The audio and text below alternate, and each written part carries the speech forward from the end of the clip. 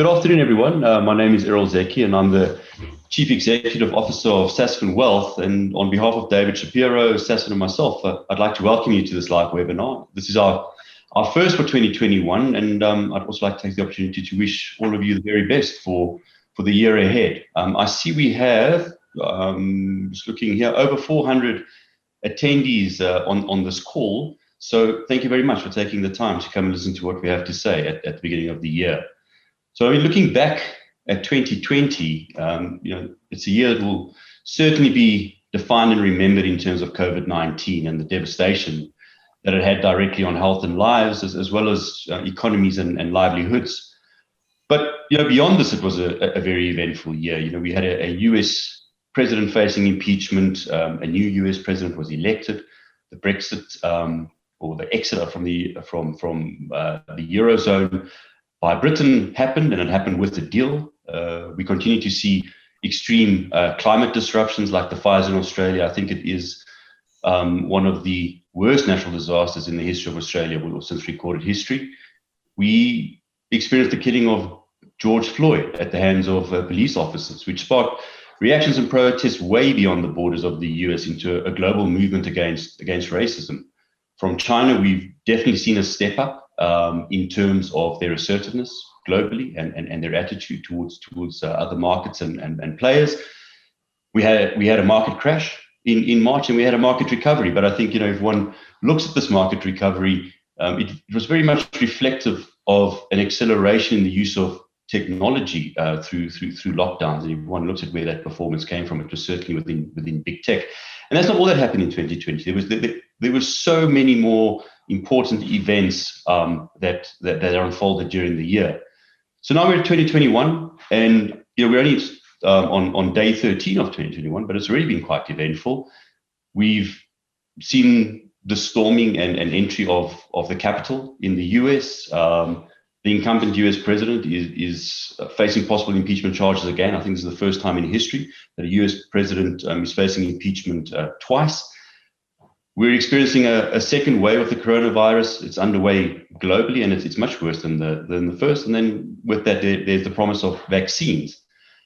There's also been, in this year already, it's been around for a long time, but we've certainly seen an increase in pressure on big tech globally in terms of their power and attempts to rein this in. In the US, there are talks about breaking up the larger tech companies. In China, the state is certainly clamping down. And since Jack Ma stood up and spoke against Beijing following the cancellation of the Ant listing, I think it was, no one's seen him for 2 months. Nobody knows exactly where he is. And there continues to be clear evidence that globally we are living in a very polarized social and political environment. So today, my colleague and our Chief Global Equity Strategist, David Shapiro, is going to try and make sense of it all and what this means from an investment perspective. Just before I hand over to David, I would like to extend our deepest sympathy to all those who have suffered loss during this pandemic. These are certainly devastating times, so please stay safe. And then during the presentation, please post any questions that you may have to the chat function. We will identify and combine the most common questions and try to respond to them at the end of the formal part of the session. But with that, let me hand over to David. David, thank you very much. I'm going to try and put some context to what you've said and a lot of the issues that you have. But look, to a large extent, this is about positioning yourself for the future. This is about choosing the right kind of stocks or going into the right kind of areas. And that's really what certainly I want to focus on today. I think the one thing about the pandemic is that it's brought forward the future. The adoption of technology, which you refer to, from video conferencing to online shopping, has fast-tracked the use of technology to levels that wasn't expected for years. In a matter of weeks or months, we've been propelled 5 years forward. And I think 2021 is going to be a year where there's a push for change, a move from protecting what we had, protecting existing jobs, outdated institutions. I think what it will do is that when this pandemic passes, the world will move to a new order. rather than kind of looking back and trying to repair what we've come out of. I think the pandemic has changed our behavior patterns. And even when we return to normalcy or normality, the way we go about our lives, our jobs, relationships are not going to be the same. If you want to survive what lies ahead, you'd better press that reset button and start thinking differently.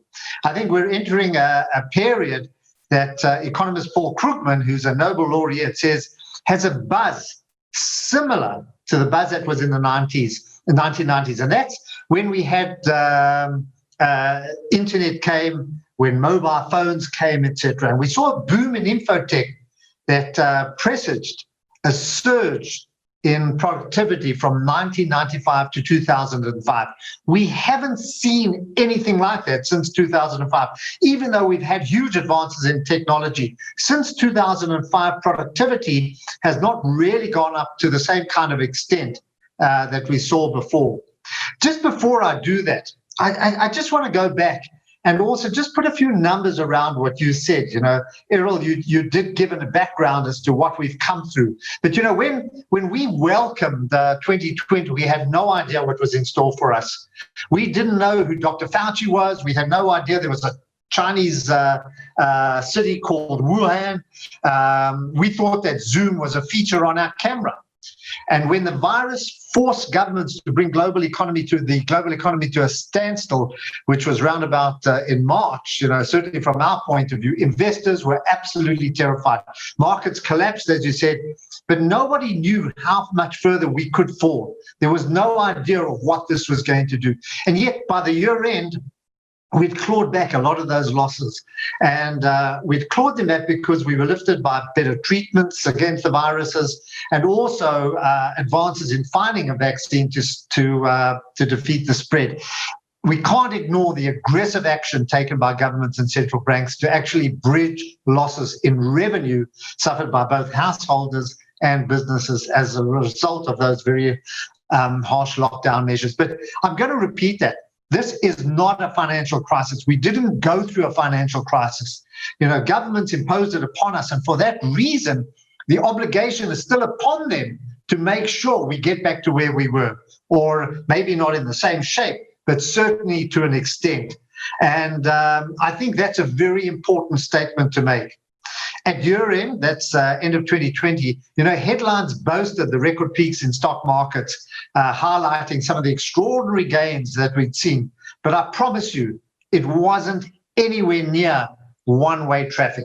It was an exceptionally difficult trading year. And it was only after Biden victory was ensured in the US election, and also that Pfizer and Moderna's vaccines were approved, which was halfway through November, that actually confidence started to build up. Even then, the squabbling that we saw about the size of the stimulus, Brexit, President Trump's attempts to overthrow the election really played on investors' nerves. So even now, as we go into 2021, it's still all over the place. And not all stocks and industries closed at these highs. There's a number of sound businesses that were sold off sharply: bricks and mortar retailers, leisure and hospitality firms, banks, property companies, many others, whose income collapsed overnight. And that, with the near close of global activity, a lot of businesses found themselves in trouble. Those that prospered were what we call the virus winners, those tech companies whose services helped us through this very difficult period.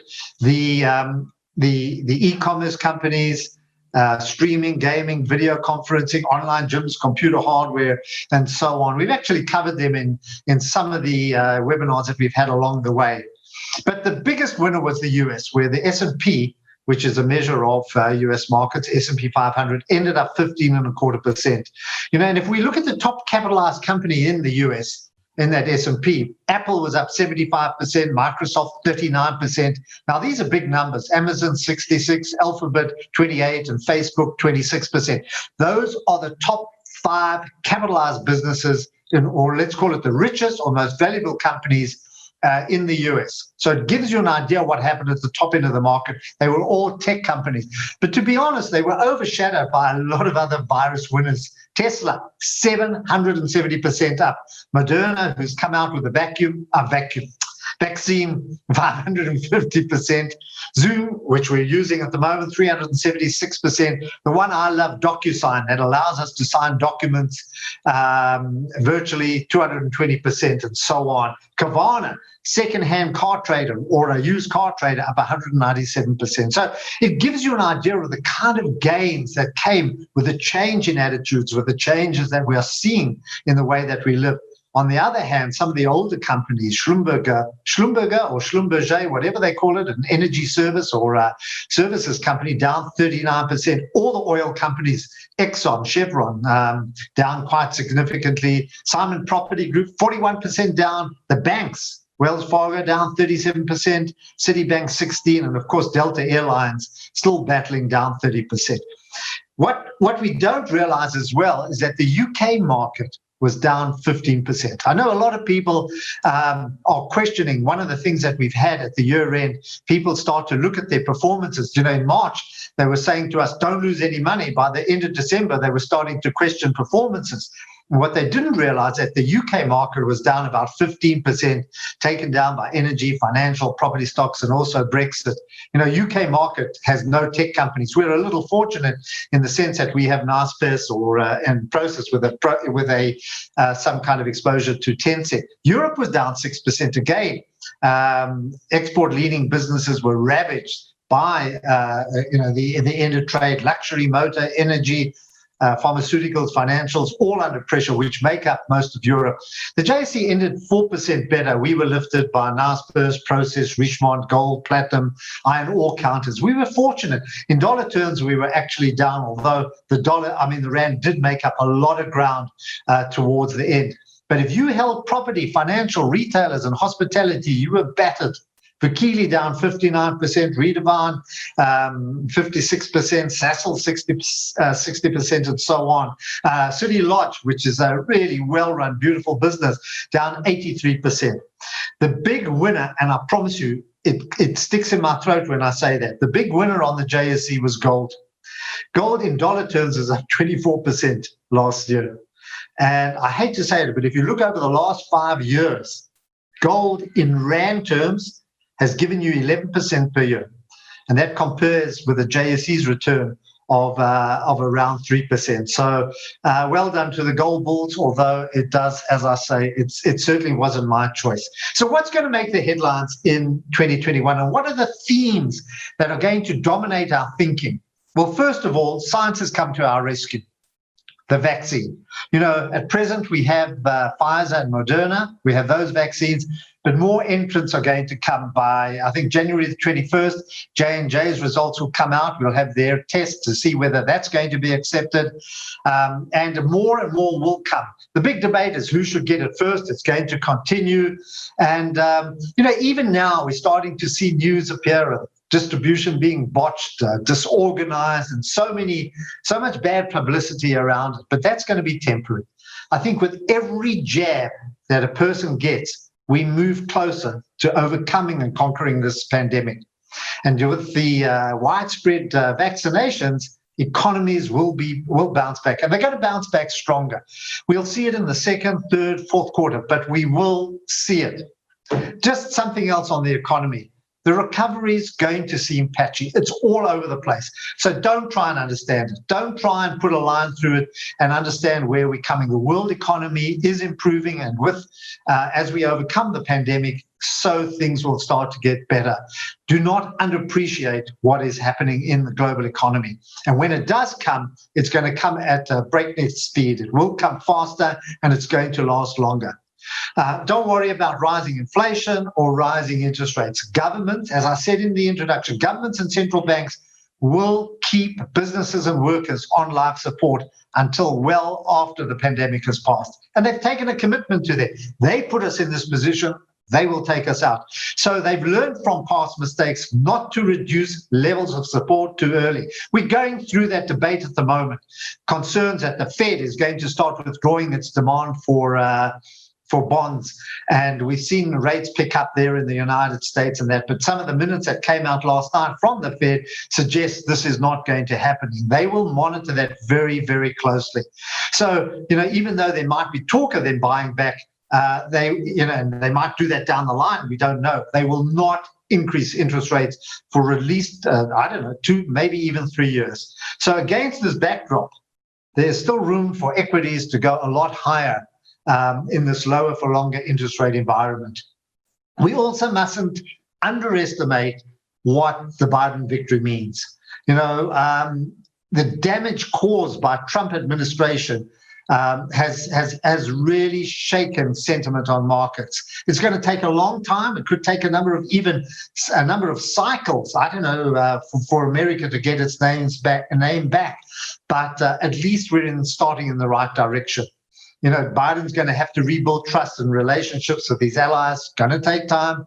The one thing about Biden, at least he's prepared to work with science, confirm America's commitment to NATO and also the transatlantic alliance. So these are all stated things which are going to slowly get America back to where it should be. I think, and also they're part of COVAX, which is a global distribution of vaccines. And I think from our point of view, it's very important. Just one thing, the rivalry between the US and China will continue. Biden's going to remain tough on China, tariffs, restrictions on technology companies. But I think where he differs is that he will seek a multilateral approach with allies. The storming of Congress last Wednesday, I think a lot of the gains in the market that came as it was happening, I think were actual relief. I think relief that this event is going to spell the end of Trump's political ambitions and it's going to force a Republican party to regroup and probably move a lot more to the center. Even as we talk now, Mitch McConnell, the stalwart, is talking about supporting in the Senate impeachment procedures as well, which we haven't seen before. So we don't know where that's going. The one troubling issue is, in terms of headlines, is that inequality is going to remain and even worsen. And this is the negative. We could make a whole conference around this, but this is the negative of what we've seen. A lot of vulnerable countries, poorer countries, and a lot of vulnerable and poorer workers are going to remain hardest hit by this pandemic and by the lockdown. A lot of jobs concentrated amongst the less skilled. These people can't work from home. If you're a construction worker or a road digger or a waiter or anything like that, you can't work from home, and these people are going to be hurt. Educational disruption is harming poorer kids' prospects. It's incredibly difficult on all kids. I'm a grandfather of 7. I have 7 grandkids, and I know what they're going through. And believe me, it's very traumatic. I think there are other issues like border restrictions, which will hurt migrant labor. A lot of businesses, a lot of countries send labor in, and people send money back, particularly in Asia as well. And I think that's going to hurt a lot of poorer nations who rely on these flows to keep their economies going. So we can go on a long time for this, but it is one of the negatives. But what we're also going to find is, because of the risks of this pandemic and because of the risks that we've gone through, and it's causing a lot of inward reflection. I don't know what the right word is. When we start to look at who we are and what we are, and I think as a result of that, I think a lot of risks that have been dominating us, I think are going to be addressed. Climate change, health issues like the pandemic. Nobody wants to be caught like we were caught now. Cybersecurity, as we saw with the Russians having a go at the US. Pay inequality. All of these are going to be raised during the next couple of years, maybe, and starting this year. Diversification from the factory floor to the boardroom. All these issues are going to be themes that will come through quite strongly. I think, as I started off, the theme that I want to focus on is the acceleration of technology and how this is going to shape the choices that we make for our portfolios. As I mentioned, just in a matter of weeks, technology was propelled years forward, and 2021 is going to be the year when we start pushing on this new order. We have changed all our behavior patterns, and I'm going to explain how it's affected me, but I'm very excited by the buzz that we're seeing around technology and the difference it's going to make to our lives. So I think, as Paul Krugman said, I think these productivity gains are going to have an important impact on the global economy. Just on February the 1st, it marks my 52nd year of working life. I did 3 years of articles, and this will be my 49th year on the stock exchange. And for 51 of those 52 years, I would wake up every morning, put on a suit, put on a collar, put on a tie, put on leather shoes, etc. And, I looked at my cupboards the other day, and I wondered if I'm ever going to work in a suit again, if I'm ever going to put on those jackets or those shoes. When I joined, another thing is that when I joined the market in 1972, I worked in the humdrum of the trading floor. I was surrounded by hundreds of dealers shouting out bids and offers. It was a very exciting atmosphere to have been brought up on. And then in 1996, what happened? We moved to electronic trading, relocating our offices from the floor to computerized trading rooms. It was a lot more sedate, but still, it was still very lively. You had people around you, very energetic. Now, for the past 10 months, I've been confined to where I am at the moment, walled in. Got a few paintings on the side here, but that's about it. And what am I doing? I'm connected to the rest of the world through Zoom, Teams, and my mobile phone. I miss the camaraderie of the office life. I miss the dynamic discussions and debates, and I miss seeing the people that I'm actually talking to at the moment. And yet, with all of this, I'm a lot more productive than I have ever been. I'm not spending wasteful hours traveling to meetings and media interviews. It's not a matter of half an hour there, do the interview, half an hour back, and then have a cup of coffee, go for lunch, and so on. I'm getting through all my mails. I'm reading a lot more. I'm attending a lot more presentations, albeit virtually. So if my output levels are up, thanks largely to technology, I would assume that there are many thousands, millions of other people who are in a similar position. So the question I keep asking myself is that when this pandemic passes, will I ever slip back into my old routines? My answer is no. And I think, like so many other people and businesses, I've pressed that reset button. The pandemic has compressed years of transformation into a few months. It's shaken up how we live. It's how we buy, where we live, how we conduct our lives. And I think this post-pandemic world is going to be a lot more digital. Countries, provinces, cities, businesses, and workers are all going to have to reinvent themselves. So when repositioning our portfolios, it's not a matter of whether or not we should buy equities. It's a matter of which equities should we buy. Who are going to be the winners and who are going to be the losers? I think we're in for exciting times as the world develops this new technology and internet services improve. And I think we're all going to have to adapt to a post-pandemic world. So what I want to do, because I don't want to stay too long, is I just going to go through one kind of theme and mention some of the other themes. I think one of the big issues is we all think, oh, this is e-commerce. You get onto the Amazon website, look at the top bar and buy something. No, what's going to happen?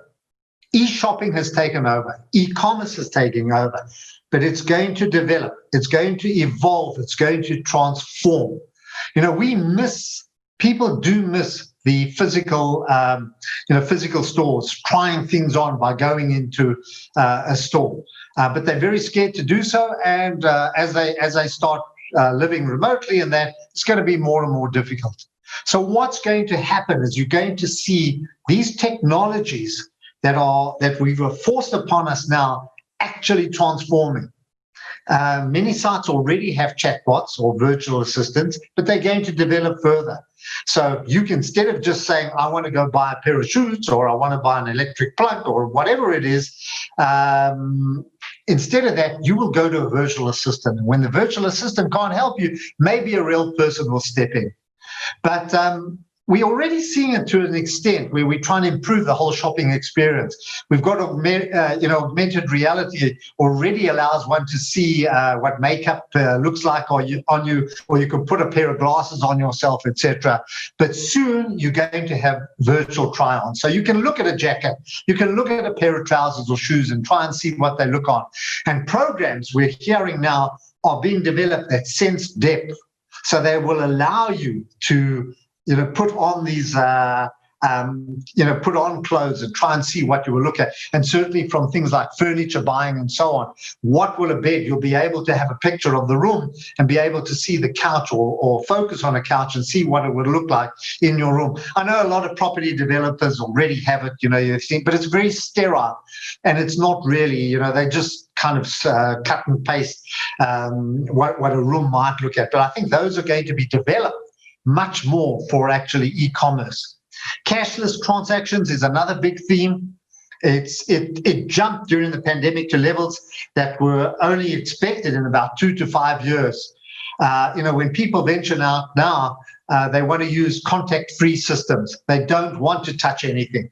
So yes, Apple Pay, Square, and mobile wallets like that are booming. People want to use those as opposed to swiping a card. Touchless payment systems are also booming, where you actually just you talk to the merchant's phone or tablet or whatever system without touching anything. They're already in place on that, but they are going to develop to a much more greater extent. All the grannies or elderly people my age, are going to have to learn how to use those kind of systems and not rely on our cards. But we're also going to use it for other technology, not only the Internet of Things, to open our own doors, but also to open other doors of offices. If we want to go into other homes, start our motor car, etc. I think these transactions are going to change. We don't, germophobia at the moment. We don't want to touch anything. So a lot of technology is going to be developed around that because of the pandemic. I think the other thing that I found was with Wi-Fi as well. When we went into lockdown, of course, your systems didn't know how to handle it. Everybody wanted it. If you've got 3 kids in the house or 4 kids, or you're upgrading your phone, etc., everybody just hunts for whatever bandwidth there was. And I think what we're finding now is technology being developed that actually doesn't increase speed, but actually spreads it around a lot more. So it's much more efficient with it. It's like the shower. When you put on the shower or you're in the shower, someone pulls the toilet and all of a sudden the hot water freezes. You just get freezing water, etc. So you're going to need systems as well. The one that I love and the one that I think is going to happen, it's like this virtual meeting that we're having at the moment. We have to start upgrading it. And I think movements are already being made to upgrade it again as part of the remote working environment. Oculus is owned by Facebook, which is augmented reality or virtual reality. I think these are going to be developed. So when you go into a meeting, you can put on your Oculus glasses or equipment, which will bring you closer to your colleagues. So you'll be able to interact with it. And why do we need it? Because how do we train a person remotely? How do you learn remotely? I'm talking about kids. Even yoga, gym, travel, all of those will benefit from a complete upgrade of this remote learning type issue. Travel industries and that are already starting to develop this kind of technology. It's going to take steps forward down the line as well. I think somewhere down the line we're going to find holograms, where they actually people are on your desk in front of you, etc. I think the opportunities are endless. We know about doctors switching to remote consultations. I think in this kind of pandemic that we're seeing now, the adoption is going to be very speedy. Now, all of these enhanced systems can only be made possible with 5G and with cloud services. Without that, none of this can take place, and it's going to happen. And 5G is not 4G plus 1. It's very transformative. It's a transformative technology that's going to bring new capabilities and create new opportunities. So download speeds are significantly faster and more stable. No delays in transmission. So if a surgeon's doing a remote operation, you can't have it buffering. It's got to be, the transmission's got to be absolutely seamless. So you're going to get, this can only come with 5G. Even an orchestra playing together, you can't be listening to someone and have issues like that. So I think 5G is absolutely imperative, and it's coming. It's also going to lead to a massive storage of data, which is going to be stored in the cloud and require new generations of devices, semiconductors, and software. And with 5G, of course, we're going to have what I've been talking about now, the development of virtual reality, augmented reality, artificial intelligence, Internet of Things, and self-driving vehicles. So I think those are the ones that have excited me. But I think health tech is going to be a big, and I'm going to go through this pretty fast because I want to go into the companies that we're going to buy. But I mean, health tech is an area in which a lot of attention is going to be given. We've seen the issues of public health. This is not going to happen again, but we're already seeing massive amounts of money going to biotech, health sciences, and medical devices. You know, the development of precision diagnostic and treatment equipment, minimally invasive surgical equipment, innovative drugs from everything. From cancer to neuroscience as well. The other big story, renewable energy, and this is no hippie fantasy. Renewable energy isn't something about the people who eat organic food, etc. It's becoming cheaper and cheaper than fossil fuels. So VTech, battery technology, lab-grown meat, infrastructure are going to be other themes. Infrastructure, big theme. Going to start coming through now. We've spoken about it, but nothing's been done. So I think just put that on your list. So what I want to do in the next few minutes and go through is I want to go through a buy list, and I have to share with you my approach. This is not the approach of every fund manager. My particular style that I use for my clients is that I like to buy 20, 25 companies, which I think are the best in the world. It's a very arrogant statement because I don't really know what the best companies in the world, but those are the ones that fit into the kind of themes that I've been talking about, the kind of themes that I think are going to dominate world growth or dominate where the spend is. So please, there are plenty more businesses. So it's only an ideas list. I'm sure there are many people out there who can come with 100, 200 different other companies, similar type of companies, who are going to outperform the ones that we've chosen. But what I'm trying to do is fit the businesses into the kind of themes that I think are going to dominate where we're going. My big theme is big tech. It's still dominant, and it's very difficult for competition to replicate the scale, infrastructure, and ecosystems of big tech. You know, we're talking about it. Errol, in his own introduction, mentioned how the regulators want to go with these businesses, and even now, the backlash that we've seen against Facebook for his, for banning Trump, for Twitter, and so on.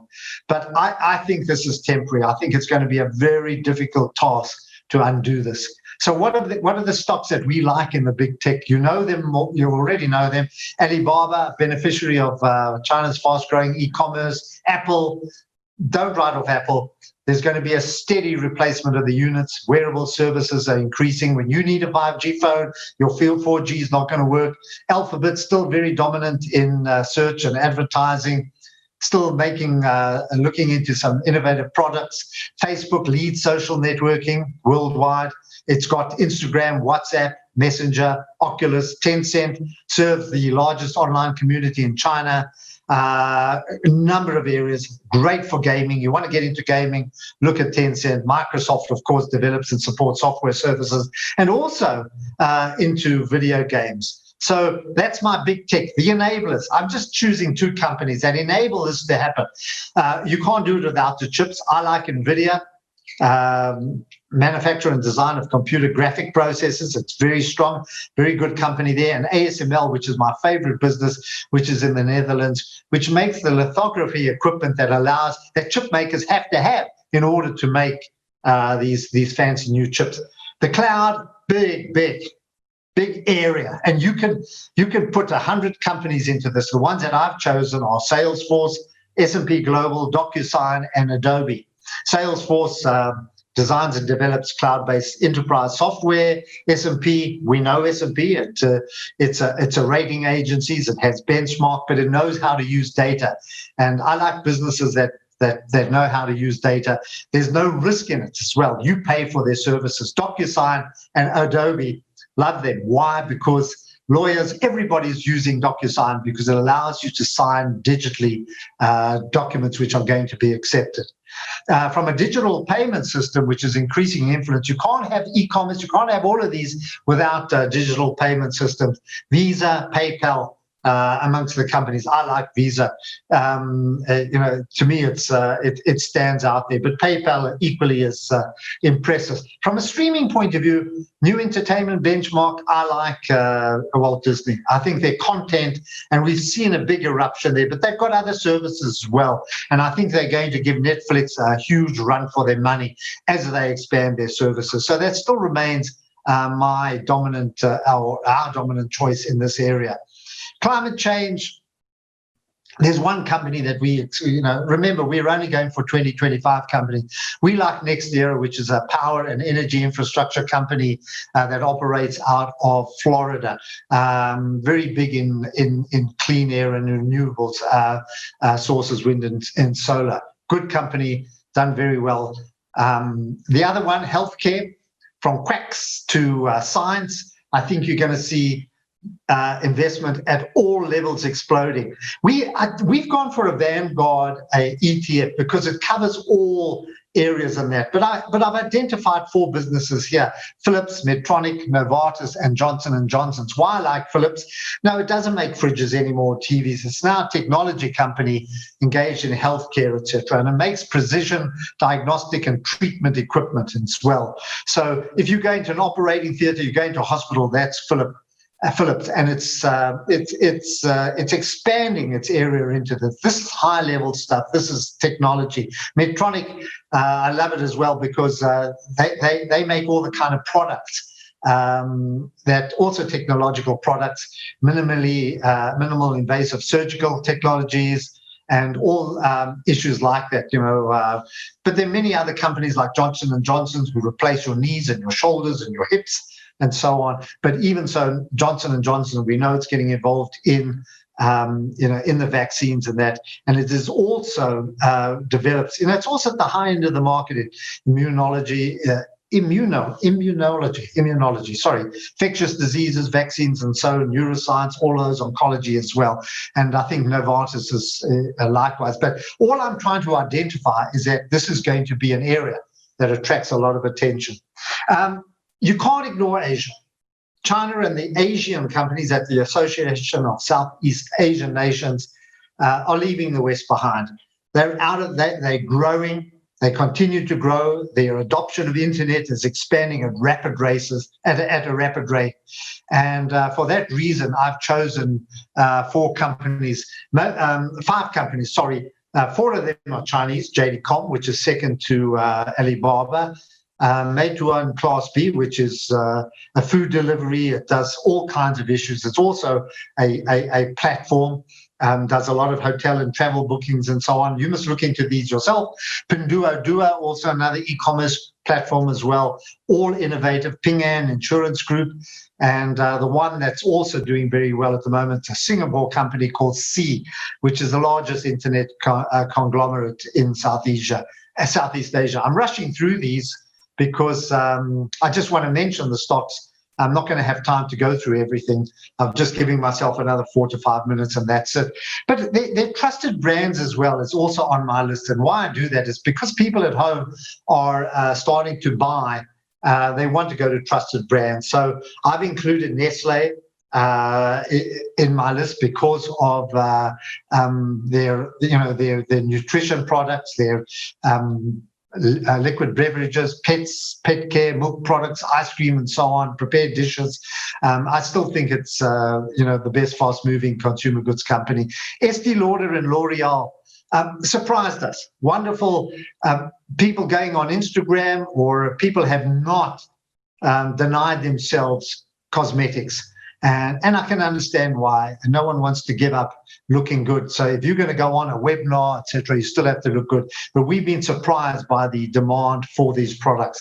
I like Nike because we're all changing our leisure. We're all changing what we wear. And they well designed not only for home fitness programs, but also for the casual nature of what we wear at home. The other thing is that we're improving our home services. We're improving our homes. So I've chosen Home Depot. A lot more people are spending time retiling and mowing their lawns and spending a lot more time on decor products, etc. So Home Depot fits into that. Don't ignore luxury. There's a lot more. People have saved. They're not spending on services, and therefore are spending a lot more. LVMH, my best is Ferrari. Still amazes me what a wonderful, company it is. And then I've added a third company called Farfetch. And why did I add it? Because both, I think Alibaba and Richemont bought a stake in it. And Farfetch is a global luxury technology platform that connects luxury brands and boutiques with customers in 190 countries in that. So this is taking off now. What they're doing is that they're bringing luxury to e-commerce, and particularly doing well in China. So have a look at that. To me, that's my outsider. I'm just going to my outside choice. Just to end, there are three companies that I like very much. They're superb companies that were hurt by the pandemic, and they related to travel. I like Airbus, and I think once we get back to traveling, these companies, which are exceptionally well run, will come back. Airbus, Safran, and Honeywell. Safran, the French company that is involved in engines and for both commercial and military aircraft, helicopters. It does landing gears, brakes, control systems, and so on. Of course, Airbus as well.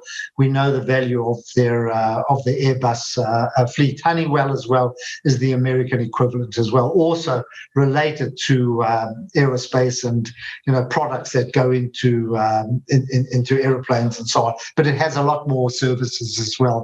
So I rushed through that pretty quickly. I'm sorry if I confused everybody in this well, but I did want to mention them. So I'm just to conclude, I'm trying to get to 1:45 so that we can have 15 minutes for questions.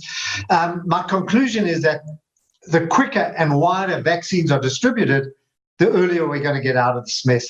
And once we do, economic conditions are going to improve, and they're going to improve dramatically, and they're going to continue like that for some time. But the economy that's going to emerge from this pandemic is not going to be the one that we left behind. Lives, jobs, relationships are all going to change. But with technology playing such an important role in our behavior in the future, we can't ignore it. So our investment strategy and choices need to be positioned to actually reflect these change conditions as well. So got through it, 1:45. I thank you. If there are going to be questions, Errol's going to take them and pass them on. And hopefully we can get through all of this. Thank you. Great. Thank you very much, David. And thank you to everyone who's been sending through questions. David, I've sort of been grouping them into various sections. So I think, the broad groupings that I have here is sort of starting sort of at a global level, some questions around inflation, geography, etc., which I think we'll start with. I think there are a few very industry-specific questions, so around big tech and a few other things, and then there are a few questions on industries, and then there are a few questions around the local market. So I think I'm going to group them in that way to start with. The first question that came through was that global markets appear to be anticipating the return of inflation. And as it is now likely that the US government spending will increase, if inflation returns, what does this mean for stocks, especially those that did well in disinflationary times, such as big tech? Yeah, Errol, it's, we've seen the US 10-year Treasury going up from like 0.80 or 0.85. I don't know where it was back in December. And I think it was up at 115. So there's been like a 30-40% increase in rates. And a lot of that came because of the Democrats, fears that the Democrats are really going to let go on their stimulus packages. And that's going to hurt the dollar. It's going to hurt the deficits. It's going to put more pressure on the fiscus and, on America's balance sheet. So I think as a result of that, people started to worry. But the one thing that will come through, and I'm sure you're going to hear it from Jay Powell, you're going to hear it from the Fed, the last thing they need is for rates to go up. And the thing that they learned, as we've seen with the taper tantrums and that, they dare not mention them. This time they will manage it much better, and they have to manage it. We can't afford to have rates go. We cannot afford at this very fragile time for any recovery that we're seeing to be destabilized or to be knocked off its perch. We can't do that. And we can have all the academic arguments. We can worry about how much it's going to cost our kids in the future. Let them worry about that down the line. For the meantime, the world economy is in deep trouble. It's unhealthy, and we've got to give it all the love and care we have to. After all, it was the government who put us into this position, so I think they were committed to that. I wouldn't be surprised if government or if the Feds step up their bond buying program. They're certainly not going to taper it, and they will not raise rates, even though the conditions appear favorable for them to raise rates. They will hold off as long as they expect it. So yes, please panic if you want to, please worry about it, but I don't think it's going to happen. And we'll watch inflation. We'll watch to see if it really raises its rate. Now, Jake Powell, and I have to mention this, said as soon as it breaches 2%, that's not going to be a trigger for us to raise rates. We want the average inflation rate to be, I think he used 2 to 2.5%. And that's going to take some doing, particularly in this kind of environment. So I think for the meantime, worry about it by all means, but I don't think let it upset you at night, or don't let it upset your buying program. Equities. Okay. David, following on from that, quite a few questions. You touched on a number of different sectors, not just tech, but a few questions coming through around what about sectors that have been beaten down? Where are the opportunities there? Tech's been running for a long time. We're seeing some crazy valuations on some of them, and some of the specific sectors we got questions around was tourism, which I know you touched on a few businesses, biotech, pharmaceutical, etc. I know you went through a few themes, but maybe just a short summary again around some of those themes which are not necessarily just tech related. Yeah, the big question is, do we diversify? Okay, in other words, do we go into the virus losers? Those that those that were hurt, during the lockdown. Do we start looking at the laggards to come up again? Financials, the property companies. Yeah, there might be something in it. I think as the economy improves, so these businesses will improve. What I did, and again, I have to say this is specific to me or to my team, the 5 of us that manage portfolios, each person's got their own style. I looked at where we are in the market and I said, am I going to switch these for something else? And in other words, are the prospects of the business I'm owning, are they going to be hurt by what comes out? Should I switch to something else? Should I switch to financial? My answer is no. That's me. But yes, it's going to happen. We're already seeing it in markets where the whole market is broadening out. And companies that have lagged are now starting to come up. A number of small and medium caps, yes, they are starting to do better than they are. But I like to look 4 to 5 years down the line and say, okay, where will they be 3, 4, 5 years down the line? Who's going to win? Is it going to be Amazon or, I don't know, some, I don't want to use Walmart because it's a good company, but I'm trying to think of JCPenney or, Boss or any of these companies. I can't see any of these businesses matching the kind of gains that we still see. So I think you've got to look very carefully. Yes, there will be an opportunity. Yes, as the economies come out, but is it sustainable? So my answer is, that's, and again, I have to reflect inwards to what we're doing. No, I'm staying with where we are now. There's nothing that's telling me to get out of the stocks that we're already in. Just sticking with the tech theme, quite a few questions coming through around local tech. We actually, had the discussion just, I think, yesterday, around the domination of Naspers and process in our market, exposure to China, which has its own issues at the moment. So if we could just maybe talk to technology from a South African or a JSE perspective and your thoughts around that. It's actually a very interesting stuff because we are nervous.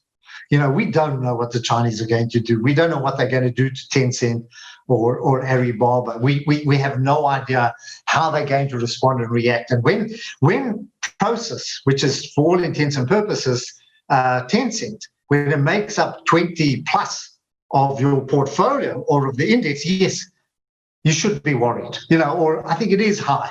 So what we discussed, and I think it's not a bad solution. You say, okay, listen, take down Prosus and go into. We're very fortunate on the JSE to have some wonderful trackers. So why not downgrade your Prosus if you are worried about the risk and include some of the offshore trackers? Include the Nasdaq, Signia, Fourth Industrial Revolution, the S&P 500, other indices that have got quite a bit of tech to mitigate your tech. We do have a Chinese ETF there, China ETF, Satrix China ETF. Yes, there's still a bit of Alibaba and Tencent in it, about 25%. But you've got those companies that I mentioned: Pinduoduo, JD.com, Baidu, Ping An, Meituan. I hope I pronounced that right, and please apologize if I've got it wrong. But so there are those kind of companies. So you can actually mitigate the risk of holding Prosus with bringing in some of those, ETFs. I don't think it's a bad strategy. So yeah, but it's something. Errol, we got to be very careful. We don't know the Chinese. So always be looking over your shoulder and cover yourself. Always have some kind of plan B. No, absolutely. I mean, you're not just concentrated from a JSE market perspective. You're very concentrated in terms of geography as well as just the very specific exposure. Yeah. So sticking with the JSE, a few questions around where investors should look for value on the JSE. A very specific question around Aspen in terms of whether we know whether they are positioned or not well positioned in terms of taking advantage of vaccines and distribution from a local perspective, and any sort of stock picks specifically on the JSE for this year. I tell you where I position myself is mainly in the commodities. Everybody told me that iron ore was going to go down to $80 a ton, and it was going to go down to $40 a ton, and it's at 165. It's down. It's at $165 a ton. All kinds of issues. Kumba has done brilliantly. It favors Billiton, it favors Anglo-American as well, and they've done very well. In the first week, I think they're up 18%. But infrastructure is going to be a big theme. And I would imagine as economies benefit, we're going to see commodity prices pick up as more and more money is directed at infrastructure. For my own point of view, personal point of view, I think the one theme in the South African market is going to be commodities. And I think it's in the bulks. I can't call platinum. It's very difficult, and gold is all over the place. But I think the bulks are going to do well. So I don't think you're going to do any harm by looking at Anglo's, Billiton, and even African Rainbow Mineral, which has an exposure to Azure and so on. So I like that area. Aspen, I think we discussed as well. I wish Alec Abraham was here with me to hand me some notes.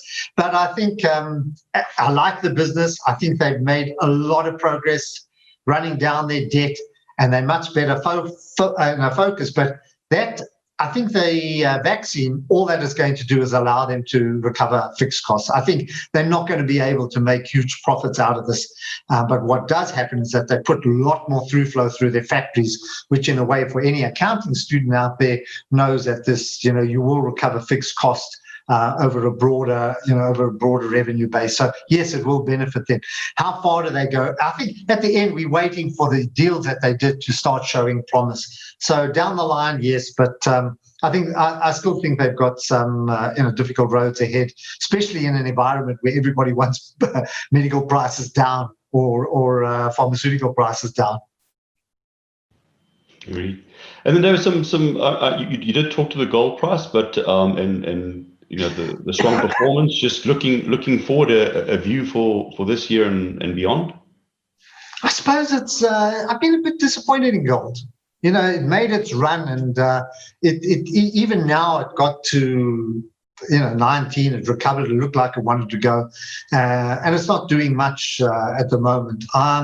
You need a massive dollar depreciation for it to pick up, and I would imagine that things are going to change. And if we started to talk about interest rates going up, don't worry about that, then the first thing you do is sell gold because it increases the cost of holding gold. But I got it completely wrong. And as I mentioned earlier, if you've held gold for the last 5 years, you've made the JSE look silly. So well done to all the gold bulls out there, and there are plenty of them. I get their comments every day, as I do all the Bitcoin boys as well. You just have one message: buy Bitcoin. So if you want a thrombosis stock, if you want to give yourself a thrombosis, which will eventually you'll need the products that Aspen make, just buy Bitcoin. Well, David, that's well anticipated. That was actually the last question that I had on my list. We have so many questions around cryptocurrencies, Bitcoin, and the rest in here. But I think you've just given us your answer. Unless you want to elaborate further on that. So all I can say is somewhere down the line, something around or similar to Bitcoin will be developed that will be accepted as an international means of payment. It will be regulated. It's coming. But I mean, if you want to take the Bitcoin route, please do it with somebody else's money. And we can't risk clients' money taking punts like that. But it's a wild, wild ride. For me, at my age, just too much for me. Great, thanks, David. I think let's leave it there. I think we've captured most of the questions.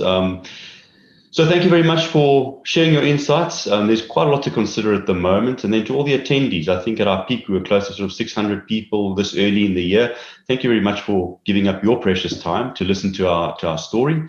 Also, a big thank you to Elisheva Gilbert, our head of marketing, and her team for putting this event together in so early in the year and at short notice. And then once again, all the best for 2021. Please do stay safe during these times. This webinar and a host of other content that we produce is available on the Sasfin Content Hub. So please come and visit it on sasfin.com and take a look. But we're going to end it there. Please enjoy the rest of your Wednesday, and thank you very much for your time and your attention. Thank you, Dave.